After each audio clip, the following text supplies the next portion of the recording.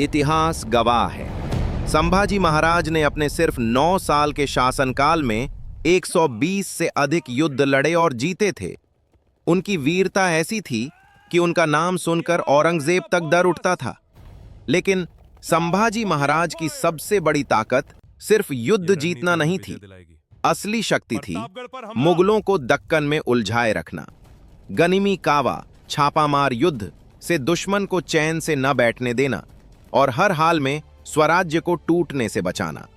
मुगल सेना लाखों में थी, लेकिन संभाजी महाराज के इरादे उससे भी बड़े थे।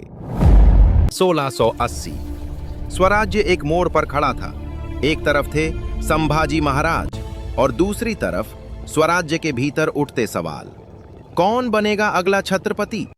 दरबार में फुसफुसाहट थी, साजिशें थीं और कुछ चेहरे ऐसे भी थे जो नहीं चाहते थे कि संभाजी महाराज गद्दी तक पहुंचें। लेकिन वे भूल गए थे, ये वही संभाजी महाराज हैं जो बचपन से ही युद्ध की आग में तपे हैं।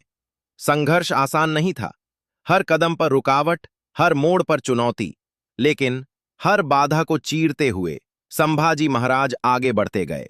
और फिर वही हुआ जो होना तय था। संभाजी महाराज बने स्वराज्य के नए छत्रपति।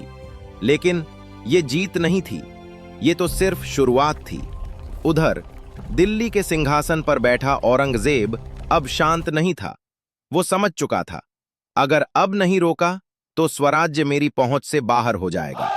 और फिर उसने लिया एक ऐसा फैसला जिसने पूरे हिंदुस्तान को हिला दिया। वो खुद दक्कन उतर आया। इतिहास में पहली बार एक मुगल बादशाह खुद युद्ध भूमि में उतरा था। लाखों सैनिक, हजारों घोड़े, सैकड़ों तोपें, पूरा दक्कन अब युद्ध की आग में जलने वाला था। लेकिन औरंगजेब एक बात समझ नहीं पाया। सामने कोई साधारण राजा नहीं था, सामने थे संभाजी महाराज, जो न डरना जानते थे न झुकना। संभाजी महाराज ने सीधे टक्कर ली। मुगलों के किलों पर अचानक हमले, छापामार युद्ध, दुश्मन को संभलने का मौका ही नहीं। हर दिन, हर रात युद्ध चलता रहा। मुगल सेना थक रही थी, टूट रही थी, लेकिन संभाजी महाराज हर दिन और भी खतरनाक होते जा रहे थे। उन्होंने साबित कर दिया, स्वराज्य किसी एक राजा का नहीं, एक विचार का नाम है, और उस विचार को न तलवार मिटा सकती है न ताकत।